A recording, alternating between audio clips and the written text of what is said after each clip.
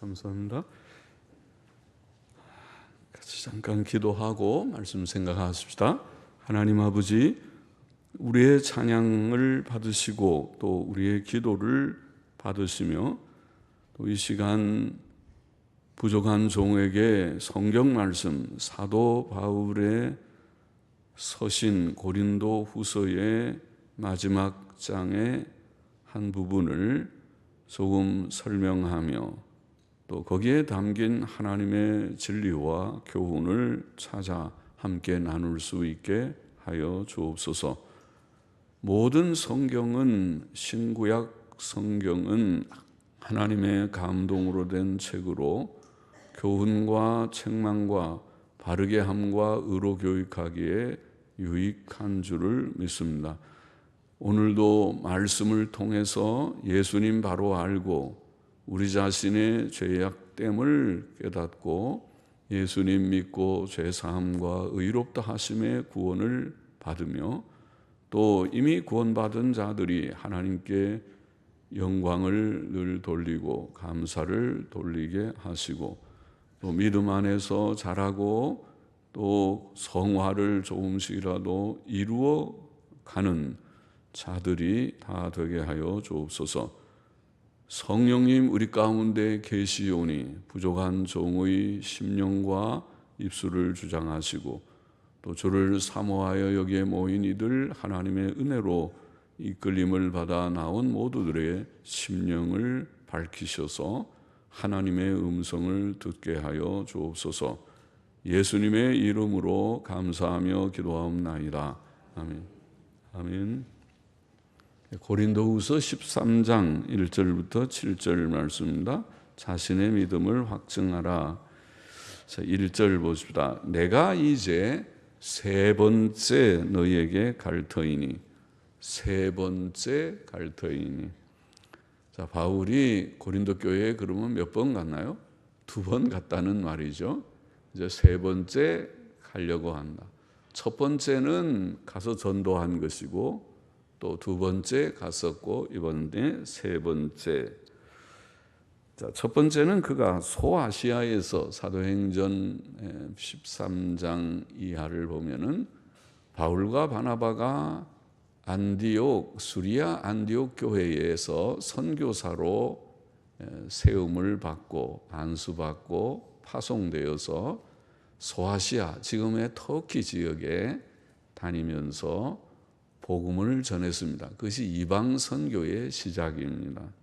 그 당시에는 예루살렘에서 복음이 증거돼서 유다 땅과 사마리아 정도 복음이 확장되었으나 이제 사도행전 13장부터는 이방 세계의 이방인들, 헬라인들에게 헬라어를 사용하는 이방인들에게 복음을 전하는 일이 시작되었는데 그것이 우리가 흔히 1차 전도 여행이라고 하는 것입니다. 그래서 소아시아 지방에 복음을 전하다가 그 다음에 이제 소아시아 지방의 전도가 다 끝나고 그가 유럽으로 넘어가게 됩니다. 그것이 마게도냐 지방이라고 하는 곳입니다. 지금도 마게도냐라고 부를 것입니다. 그것이 아시아와 유럽이 연결되어 있는 지금도 유명한 터키의 맨 서쪽 끝자락에 있는 지금은 뭐라고 하는 거예요? 이스탄불이라고 부르던가 이스탄불. 옛날에는 초대의 시대에는 아주 유명한 콘스탄티노플이라고 하는 유명한 도시고 또 그전에는 아마 비잔티움이라는 도시였을 것이라고 생각되는데 그의 것을 지나면 마게도냐가 됩니다.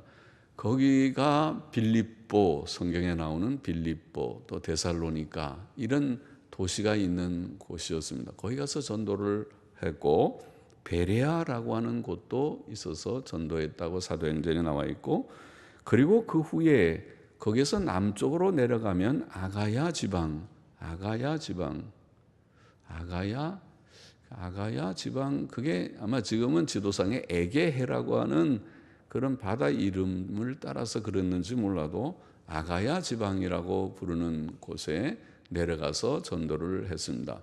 그곳에 고린도라고 하는 도시가 있었습니다. 그 아가야 지방의 아덴이라고 하는, 우리가 서양 역사에서 아덴 하면 헬라 철학자들이 활동했던 그런 곳일 것입니다. 아덴이라고 하는 곳에서도 전도를 했고, 그리고 고린도에 가서 1년 6개월 동안, 꽤 긴 기간이죠.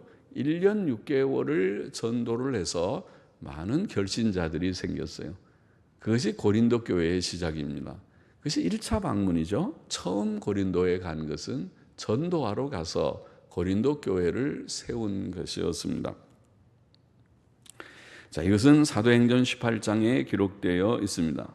그는 그곳을 떠난 후, 고린도 1년 6개월을 지나고 떠난 후에 고린도 교회의 소식을 듣기를, 고린도 교회에 여러 문제가 있다. 분쟁의 문제, 또 음행한 자를 교회가 용납한 문제, 성도들 간의 법정 소송의 문제, 여러 문제들을 전해 듣고는 그 문제들에 대해서 하나씩 문제에 대한 대답과 같은 그 문제에 대한 교훈을 주기 위해서 편지를 썼는데, 그것이 유명한 고린도전서라고 하는, 이 고린도후서 전에 우리가 읽었던 고린도전서. 고린도전서의 주제는, 중요한 주제는 교회의 문제들입니다. 여러 가지의 문제들에 대해서 쭉, 이 문제에 대해서는 이렇고 저 문제에 대해서는 저렇고, 쭉 이제 문제마다 설명해 나가는 서신을, 편지를 하나 썼습니다.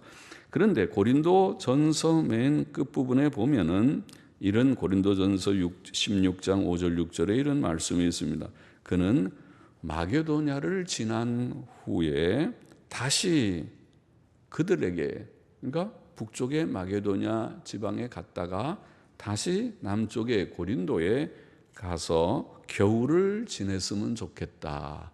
그런 말이 거기에 나와 있습니다. 그런데 고린도 후서라는 이 두 번째 서신인 고린도 후서, 처음 우리가 1장에서 그냥 스쳐 지나갔을 것이지만은, 자세히 설명을 제가 하지 않은 것 같지만은, 고린도 후서 초두에 바울은 자신의 계획을 바꾸어 마게도냐에서 고린도로, 마게도냐에 갔다가 고린도에 가는 계획을 바꾸어서 직접 고린도에 먼저 가고, 그 다음에 마게도냐로 갔다가 다시 또 고린도에 오면, 그럼 고린도는 2번 가는 거죠. 그렇게 되면은, 그러니까 고린도는 복을 받았죠. 사도가 바쁜데 2번이나 가서 말씀을 많이 가르쳐 줄 수 있으니까. 고린도에 2번 갈 그런 이제 계획을 세웠는데, 그러다가 그 계획대로 하지를 못했다고 그렇게 말합니다. 고린도후서 1장 15절 16절 그리고 23절에 그런 말이 있습니다. 자, 고린도 교회에 2번 은혜를 얻게 하기 위하여 먼저 고린도에 갔었는데, 가서 거기서 마게도냐로 갔다가 다시 또 고린도에 오려고 하는 계획을 실행하지를 못했다. 그러니까 처음에 이제 2번째 방문을 했고, 그 다음에 마게도냐 북쪽으로 올라갔다가 다시 내려와야 되는데 오지를 못했어요. 왜 그런지, 그가 고린도에 그때 갔으면 3번째 방문이 됐겠죠. 그러고 못하고 편지만 썼어요. 그 편지는 고린도후서 2장 4절에 보면 많은 눈물의 편지라고 되어 있습니다. 그 눈물의 편지라는 말을 보면 아마 그의 2번째 방문 후에, 2번째 고린도에 방문한 후에 받은, 그는 후에 고린도 교회 내에 있었던 어떤 거짓 교사들과 또 그들의 영향을 받은 어떤 교인이 바울의 사도직을 부정하는, 작지 않은 도전을 받았던 것 같습니다. 자, 그 작은 문제가 아니라고 그러죠. 바울의 사도직을 부정하는 것은 작은 문제가 아니다. 지난 시간에도 제가 말한 것 같은데, 바울이라는 분은 예수님께서 특별히 불러서 12사도는 아니었지만 예수님께서 부활하신 후에 특별하게 바울이 다메섹이라는 곳으로, 다마스커스 다메섹이라는 곳으로 가서 예수 믿는 사람들을 잡아오려고 열심을 품고 핍박을 하던 이 바울, 그 당시에는 사울이라는 이름이었던 그 청년을 다메섹 가는 그 성에 들어가기 전에 길에서 밝은 빛을 비추어서 그냥 그 사울, 핍박자 사울을 거꾸로 들어버렸어요. 눈이 아예 멀게 확 꺾어버리고, 그래서 눈이 앞이 안 보여서, 너무 빛이 밝으니까 앞이 안 보여서, 그래 더듬거리고 사람의 부축을 받아서 다메섹에 들어가게 되는 그 길에서 예수님이 나타나서 만났습니다. 그래서 사울아 사울아 네가 왜 나를 핍박하느냐. 누구십니까? 나는 네가 핍박하는 예수다. 아니, 예수님, 부활하신 예수님이 보통 사람에게는 나타난 적이 없는데 이 사울이라는 청년에게는 특별한 방식으로 나타났어요. 그 체험은 너무나 놀라워서 사도행전에 보면 사도행전 9장에만 나와 있는 것이 아니고 사도행전 22장에 바울이 공회 앞에서 자기가 간증하면서 그 체험을 또 얘기하고, 26장에 가면 그가 또 로마 총독 앞에서도 그 얘기를 또 합니다. 너무 체험이 놀라운 거죠. 나는 예수 믿는 사람이 아니었습니다. 핍박자였는데 예수께서 나타나서 나를 꺾어서 예수님 믿게, 강제적으로 강권적으로 예수를 믿게 해서 내가 예수를 믿은 것입니다. 간증을 했어요. 그러니까 놀라운 체험이죠. 그래서 이제 그 놀라운 체험을 한 바울이 사도가 된 것입니다. 이렇게 예수님이 불러서 사도가 됐는데, 그리고 예수님을 위해서 복음을 많이 전해서 이방 선교라고 하는 것은 방금 앞에도 말한 대로 수리아 안디옥에서 선교사를 파송한 이후에 이방인들에게 복음을 최초로 전한 자가 바울과 바나바라는 인물이었거든요. 그리고 나중에는 이제 나뉘어져서 바울의 사역만 쭉 사도행전에 기록되어 있는데, 그러면 놀라운 사도잖아요.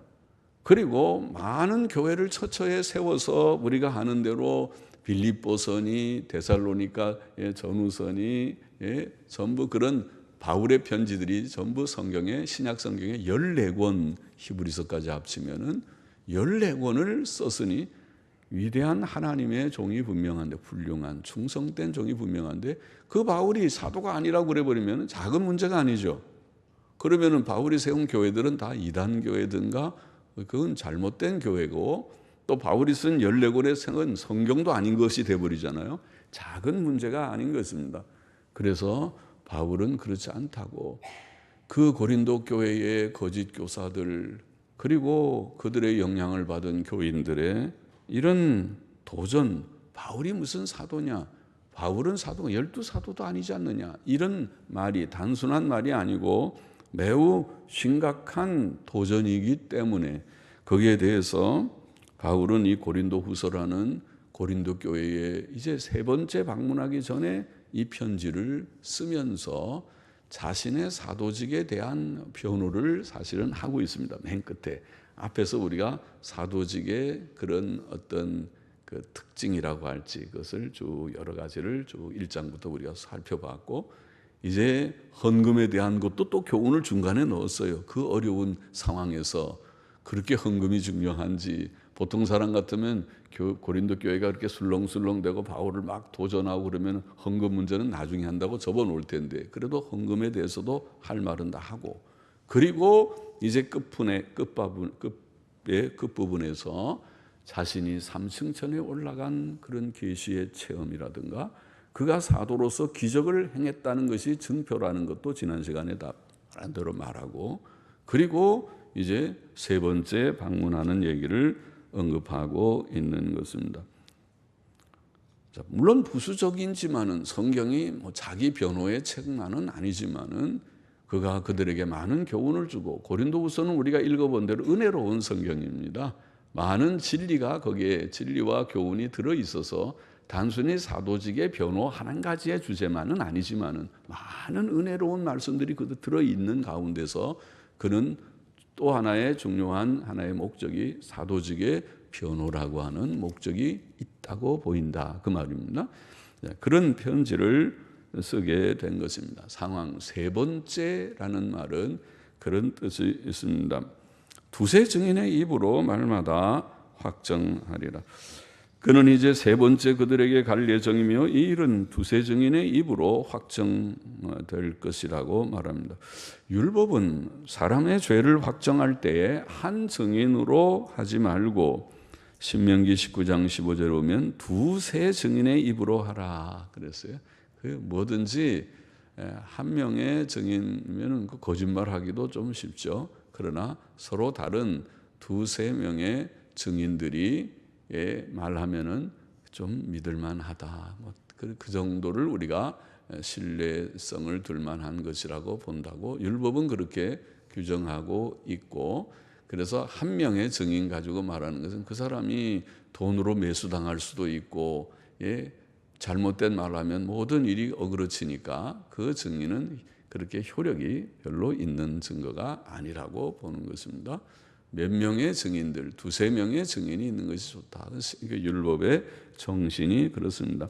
그래서 두세 증인의 입으로 확정되는, 내가 고린도의 세 번째 가리라. 이거는 내가 그냥 하는 말이 아니고 내 마음이 분명히 확정된 바요, 두세 증인이 증거할 수 있는 바다. 그렇게 말을 했습니다. 2절을 보십시다. 내가 이미 말하였거니와 지금 떠나 있으나 두 번째 대면하였을 때와 같이 전에 죄지은 자들과, 그렇죠? 고린도전서에 보면 죄지은 자들이 많이 있었잖아요.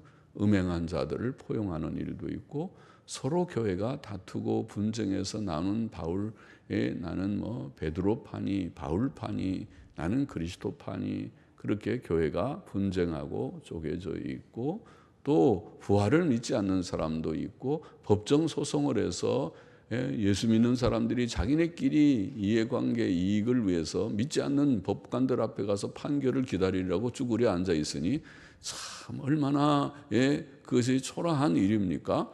예수 믿는, 하나님을 믿는다는 사람이 믿지 않는 사람한테 가서 판결을 구한다, 이런 지경이 되는 등의 많은 문제들을 우리가 고린도전서에서 읽을 수 있는데, 그래서 그런 죄를 회개치 않는 자들에 대해서 내가 이제 가면은 용서하지 아니하리라, 징벌하겠다, 그렇게 말합니다. 사도 바울의 주 관심은 죄 문제입니다. 죄 문제. 하나님의 주 관심도, 하나님의 관심도 돈 문제가 아니고 죄 문제입니다. 하나님께서 저와 여러분을 보실 때에 아이고 돈이 많구나, 아이고 공부를 많이 했구나, 사회적으로 훌륭하구나, 몸이 건강하구나, 예쁘구나, 그런 관심이 아니고, 그거는 셋째, 넷째 관심이 있을 듯 말 듯, 그게 아니고 주 관심은 내가 죄를 안 짓고 있느냐. 죄를 지으면 하나님께서 근심하시고, 죄 안 짓고 의롭게 바르게 살면 하나님이 기뻐하시고, 그래.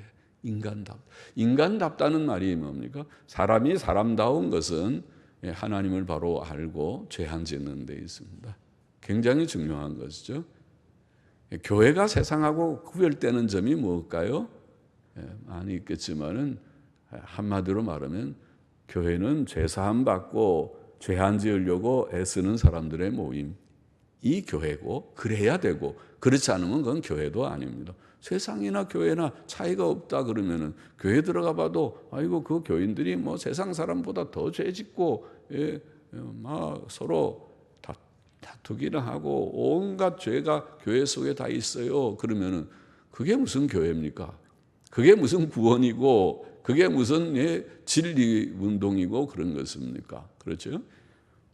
죄 문제가 중요한 문제고, 우리의 주관심도 그래야 됩니다. 내가 내 자신을 늘 성찰할 때 죄짓지 않고 바로 살고 있는지, 우리의 관심이 죄 문제에 있어야 되겠습니다. 그렇게 하십시오. 다 모두들이 다른데 별 관심 갖지 말고, 사람들은 아유 목사님 잘 몰라서 저렇게 추상적인 얘기만 하지 말고, 현실은 돈입니다. 돈. 제일 중요한 게 돈이지.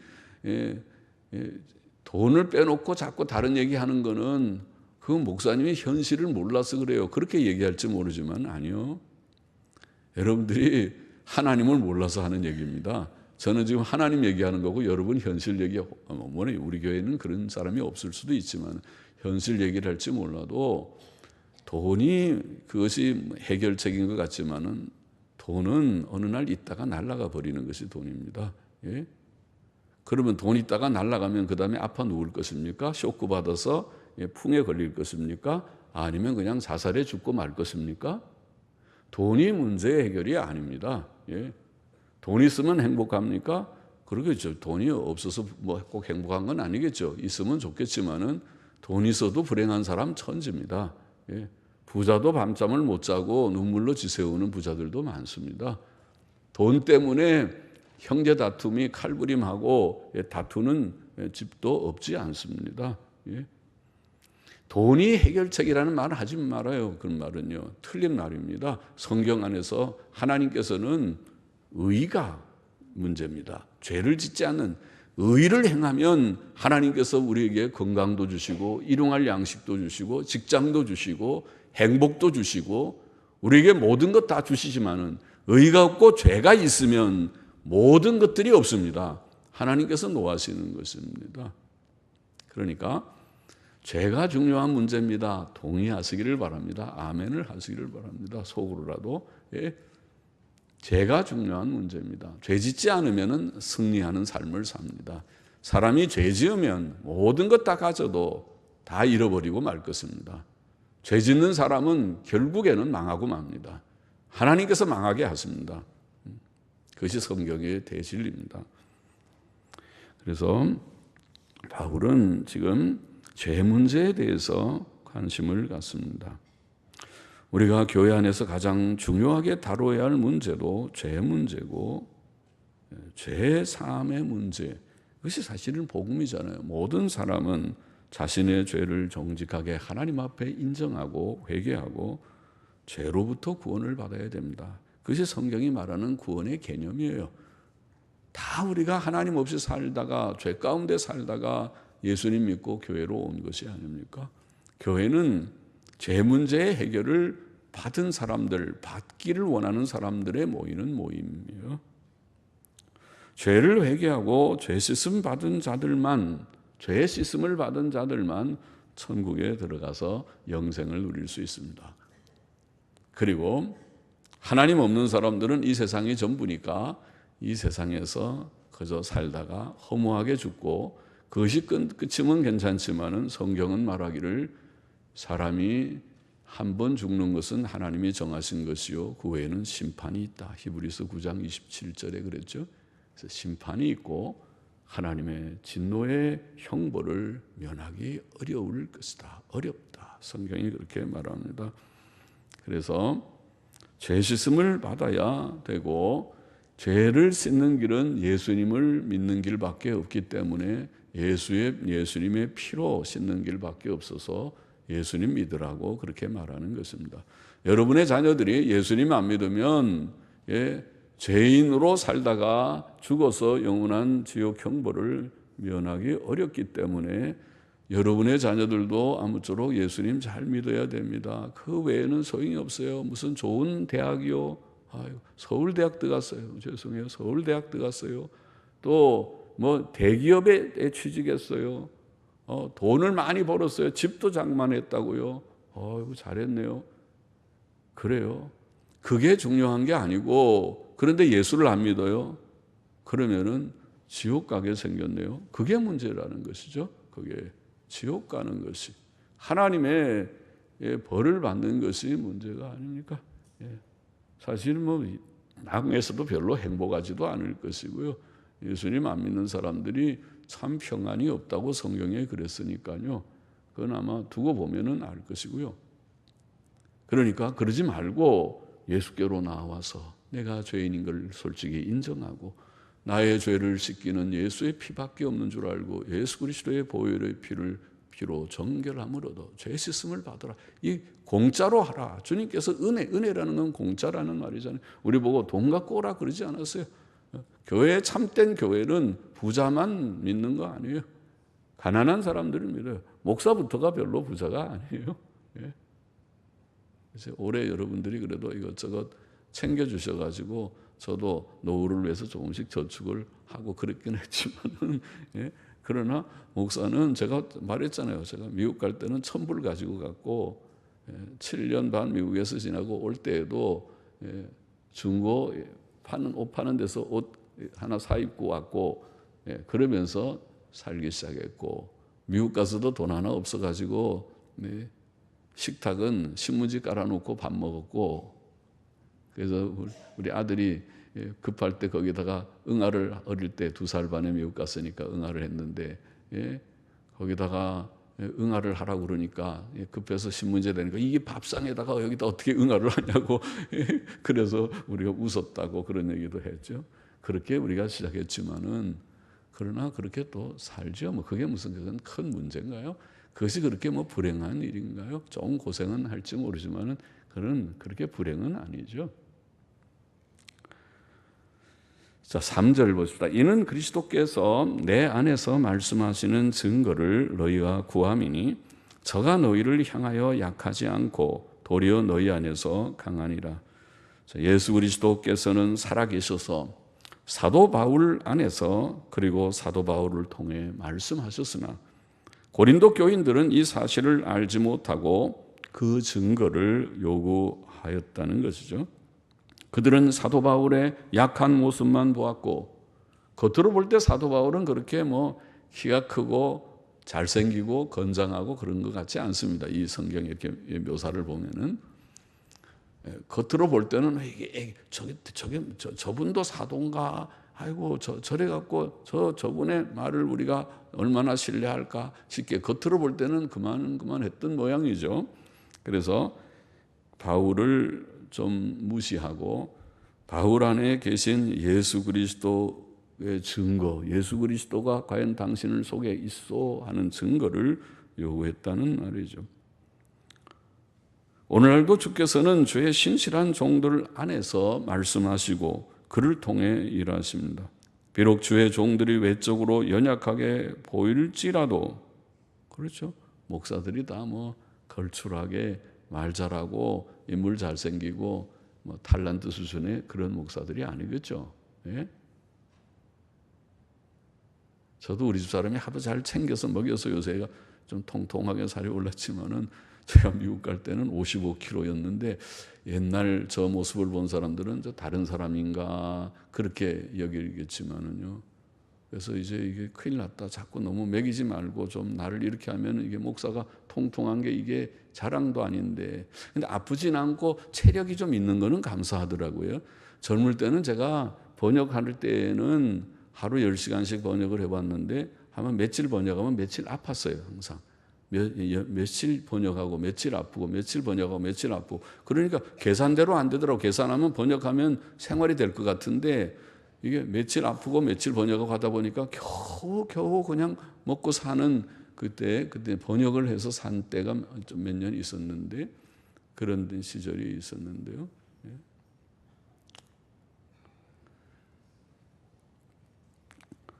자, 외적으로는 비록 약하게 보일지라도 그들 안에 계신 주 예수 그리스도께서는 약하지 않으시고 강한 주님이십니다.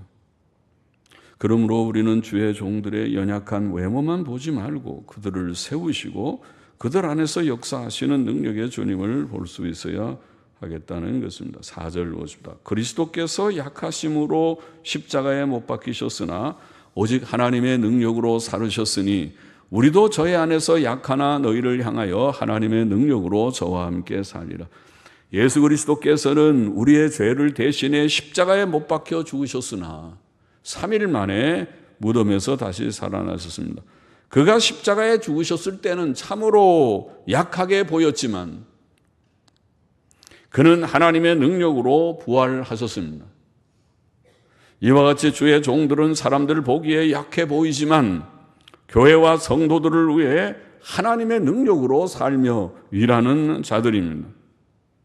하나님께서 주의 종들의 능력이 되시고 그를 통해 능력으로 일하시는 것이죠. 5절에 너희가 믿음에 있는가 너희 자신을 시험하고 너희 자신을 확증하라. 예수 그리스도께서 너희 안에 계신 줄을 너희가 스스로 알지 못하느냐? 그렇지 않으면 너희가 버리운 자니라. 바울을 지금 말할 것이 없이 여러분 자신, 지금 바울이 고린도 교인 여러분 자신들을 스스로 살펴보라고 말합니다. 왜? 모든 신자들 속에는 예수 그리스도의 영이 계시기 때문에 그러는 것이죠. 사도 바울은 고린도 교인들에게 자신들의 믿음을 시험하고 확증하라고 말합니다. 또 그들이 예수 그리스도를 믿는다면 왜 예수 그리스도께서 그들 안에 계심을 알지 못하는가라고 묻습니다. 예수 그리스도께서는 믿는 성도들 속에 계십니다. 신성과 인성을 가진 인격자로서 그는 지금 하늘에 하나님의 오른편에 계시다고 성경은 증거하고 있지만 그의 신성의 영으로는 지금 그를 믿는 성도 개개인 속에 계시다고 성경은 가르치고 있습니다. 우리가 예수 그리스도를 믿어 성령을 받게 되었을 때 우리는 예수 그리스도의 영을 받게 된 것입니다. 성령께서는 하나님의 영이시며 또한 그리스도의 영이십니다.